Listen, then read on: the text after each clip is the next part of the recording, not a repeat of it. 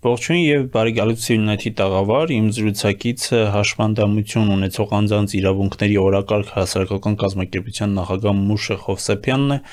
նրա հետ կզրուցենք հենց հաշվանդամություն ունեցող անձանց խնդիրների մասին, մասնավորապես աշխատանքային խնդիրների մասին։ Մուշե, շնորհակալ եմ, որ հրավեր ընդունեցիք եւ եկաք։ Հայաստանում գրեթե 190,000 հաշվանդամություն ունեցող անձ կա, սակայն նրանցից միայն 27,000-ը ունի աշխատանք, սա պաշտոնական վիճակագրությունն է, ձեզ ինչու է այսպես։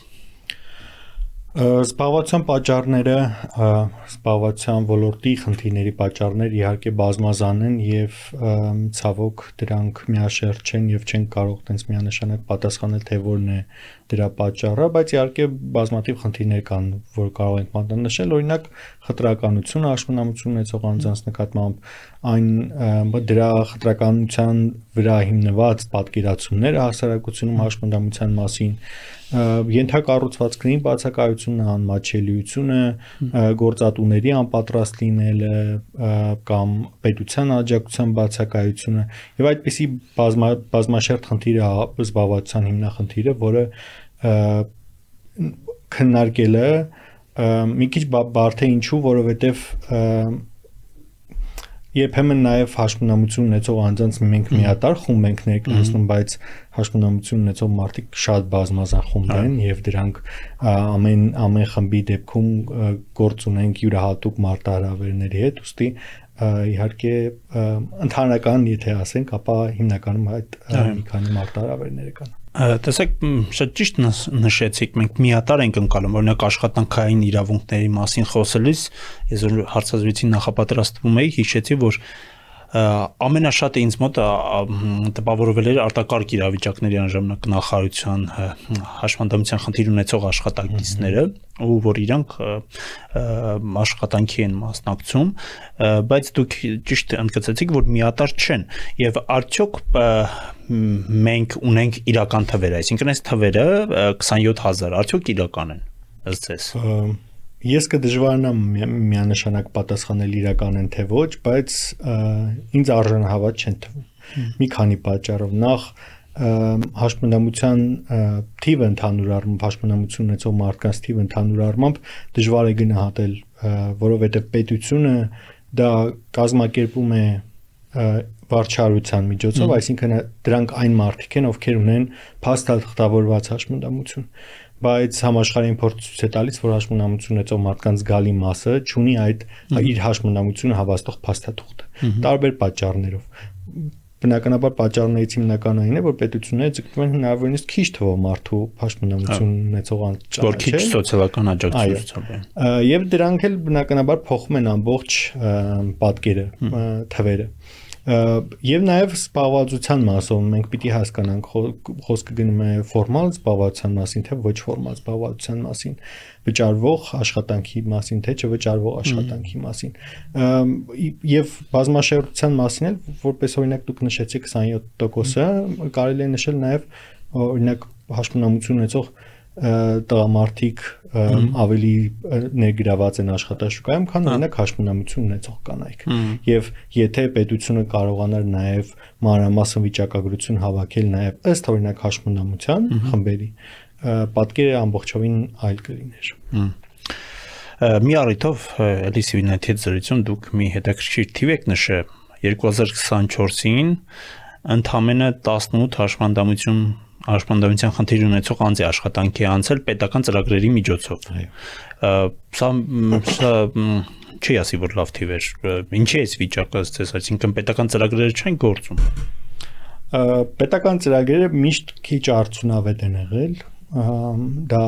մշտապես խնդիր է եղել Հայաստանում եւ ունեցել ենք պետական ծրագրեր, որ շատ անարդյունավետ են եղել։ Օրինակ 21 թվականին զինծառայության ընթացքում հաշվանդամություն ունեցող անձանց զբաղվածության ծրագիր արարեց կառավարությունը եւ թեև գործատուների բարձր հետաքրքրվածությունը, որովհետեւ պիտի նկատենք նաեւ, որ հատկապես զինվորական ծառայության ընթացքում հաշվանդամություն ձեռք բերած անձանց մասով գործատուները շատ հետաքրքրված են, նախաձեռնող են հաճախ եւ այլն, այդ ծրագրից օգտվեց միայն մեկ գործատու ամբողջ հանրապետությունում։ Պատճառն այն էր, որ գործատուները պիտի աշխատանքը փնտրեն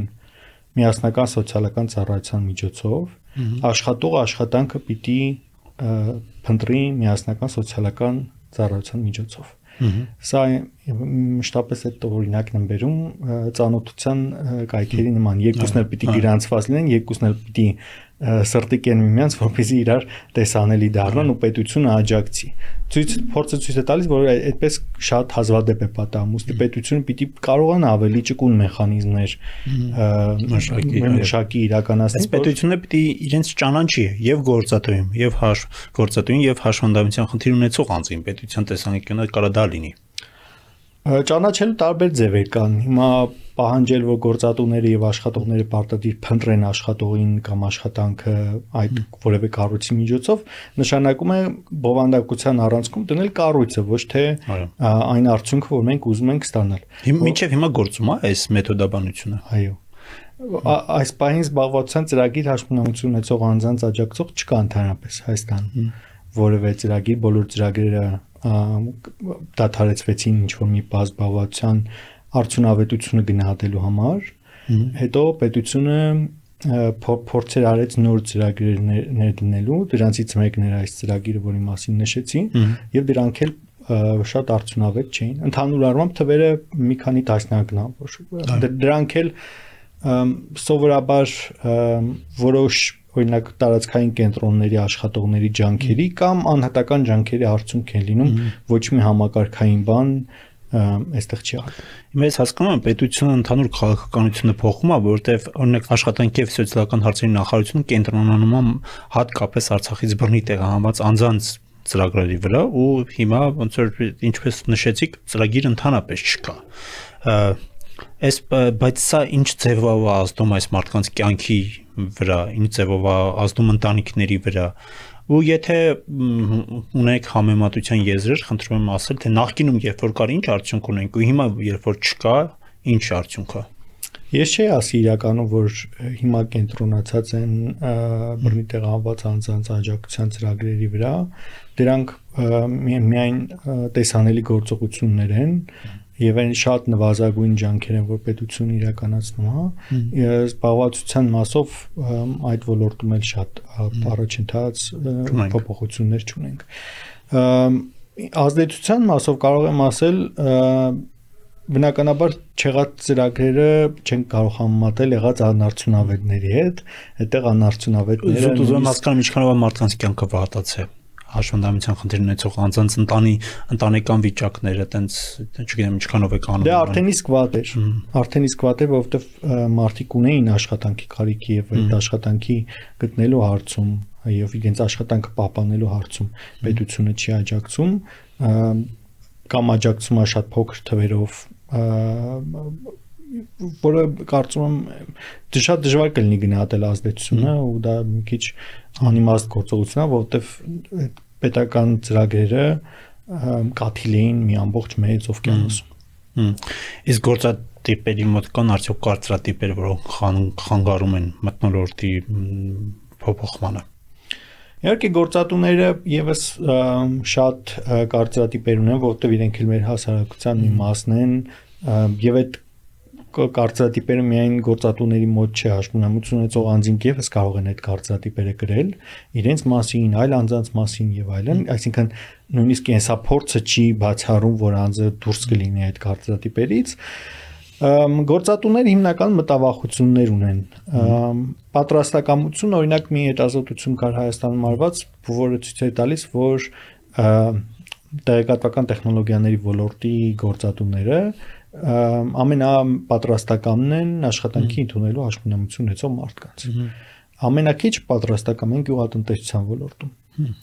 Դե ֆիզիկական ուժ է պահանջում երևի դրա համար։ Բայց գյուղատնտեսության ոլորտում են այս պահին ամենաշատ աշխատող հաշվետվություն ունեցող մարդիկ։ Երբ որ ոլորտում ինչ են անում։ Գյուղատնտեսության այդ բոլոր բազմազան բաներում կարող են ներգրաված լինել ու դա էլ է հետաքրքիր էլի, որ մեծ թվով մարդիկ ներգրաված են, բայց այդ ոլորտը պատրաստակամ չի դարձել դրա արդյունքում։ Այսինքն պետությունը պիտի այս հետազոտությունների հիման վրա տարբեր գործողություններ իրականացնի, օրինակ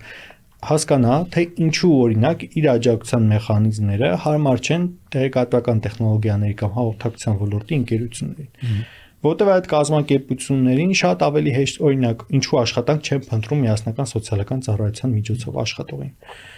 Ինչու, որովհետև իրենք կարող են Facebook-ում մեկ գրառում անել եւ գտնել շատ որակավորված հաշմնամություն ունեցող մասնագետների կամ զանգել որևէ հասարակական կազմակերպության, խնդրել այսինչ պարամետրերով անձի տեխնատություն եւ կստանան շատ ավելի հեշտ, քան եթե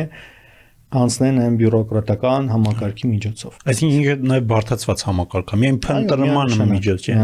Միանշանակ եւ փաստացի դրա համար եմ նշում, որ առանցքում կառույցն է, ոչ թե մարդ, այսինքն ֆինանսավորումը ամեն ինչ ուղղվում է կառույցի պահպանմանը, այլ ոչ թե այն արդյունքին, որին ձգտում է պետությունը։ Առաջին լուծումը ձեր հետ զրույցից հասկացա, այդ հարթական ընդհանրապես փոխել կամ այդ մոտեցումը փոխել, ճիշտ եմ հասկացել։ Մոտեցումները պիտի փոխվի, պետությունը պիտի ճկուն դառնա զբաղվածության հարցերը քննարկելիս եւ խրախուսի աշխատանքը, բայց ոչ այն ձևերով, ոնց արվում է հիմա, որովհետև այդ ձևերով անում էին նաև մյուս բոլոր կառավարությունները եւ դա արդյունավետ չէր։ Ու դա հիմնավորվում են թվերով։ Այո, եւ այդպես ասած ամոթանքի մեխանիզմով աշխատանքի խրախուսումը կամ պիտակավորելով ոչ մարդու իրավունքներից չբխող բառապաշարով աշխատանքի խրախուսման մեխանիզմները անարդյունավետ են եւ դրանք չեն կարող լուծել մարդկանց իրական խնդիրները, պետությունը պիտի կենտրոնանա այն հարցերի վրա, որոնք իր ենթակայության տակ են, իր համակարգման ոլորտում են եւ նաեւ փորձի մարդկանց վարքագիծը փոխել, բայց հարգելով մարդկանց բոլոր իրավունքները, այդ թվում աշխատանք ընտրելու իրավունք, աշխատանքի տիպը, չգիտեմ, տեղը, գործատուին ընտրելու հնարավորությունները եւ չպարտադրի իր ենթադրությունները, թե որ աշխատանքը հարմար կլինի մարդուն։ Օրինակ ներողություն, աղքատության գնահատման նոր համակարգ հիմա փորձարկում Հայաստանում եւ դրա մեխանիզմներից մեկը այն է, որ երբ որ անձին հարմար աշխատանքի առաջարկվում եւ ինքը հրաժարվում է, անձը դուրս է մնում աղքատության գնահատման այս համակարգից, նկատում եմ նաև չի ստանում անհրաժեշտ ֆինանսական աջակցությունը։ Հաշմանդամություն այսօր մարդկանց դեպքում գնահատելը թե որն է հարմար աշխատանք շատ բարդ է, որովհետև այդտեղ կան բազմաթիվ հարցեր, շերտեր, մարդուն թե որքանով է դա ֆիզիկապես հարմար, մարդու ցանկություններին, հոգեբանորեն պատրաստ լինելուն եւ այլն, այսինքն անտեսել եւ միանգամից պնդել, որ մենք առաջարկել ենք, դուք մերժել եք, հետեւաբար դուք դուրս եք մնում այս կամ այն աջակցությունից, դա չի բխում մարդու իրավունքներից։ Պետք է ինչա դուք չափազանց պարզ տրամաբանական բաներ եք ասում, բայց տարօրինակա որ սա չեն հասկանում, հա, պետական մարմինները։ Դե դա կարծում եմ միակ բանը չի, որ այսօրին պարզ ասվում է եւ պետական մարմինները չեն հասկանում, դրա պատճառներն էլ կան բնականաբար համակարգերը փոխում են մարդկանց մտածողությունը եւ մարդիկ շատ պատրաստ պիտի լինեն, որպեսզի դիմանան այդ համակարգերի ճշումներին իրենց վրա ու դրան դիմանալը միանշանակ հեշտ չի։ Եվ անցել ենք արդեն լուծումների հատվածին, մի երկուսը մատնանշեցին քաղաքականության փոփոխություն, հարթակների բարելավում եւ այլն, ինձ հետաքրքիր է օրենսդրական։ Ես նկատել եմ, որ ակտիվ օրենսդրական փոփոխություններ են իրականացնում, արդյոք է դրանց իմպլեմենտացումը տեղի է ունենում արդյունավետ։ Զբաղվածության մասով փոփոխություններ ճիշտ ասած չկան, կան աշխատանքային օրենսդրության աշխատանքային իրավունքներին առնչվող հարցերում եւ դրանք դրական են, այդ թվում խտրականության առնչվող հարցեր, որ կարգավորվում են աշխատավայրում բռնությունների հարցերը եւ այլն, բայց զբաղվածության մասով փոփոխություններ չկան, զբաղվածության ռազմավարությունը ընդունվեց վերջին 2024-ի դեկտեմբերին, զբաղվածության ռազմավարությունը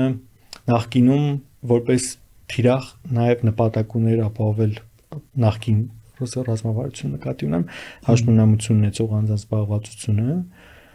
այս նոր ռազմավարությունում հաշմանդամություն ունեցող մարդիկ չկան ընդհանրապես որպես թիրախային խումբ, քանի որ Հայաստան չկա նման խնդիր ունեցող նպատակահարմար չի գտել առաջնահերթ համարել, որովհետև ընտրել են այնպիսի խմբեր, որոնք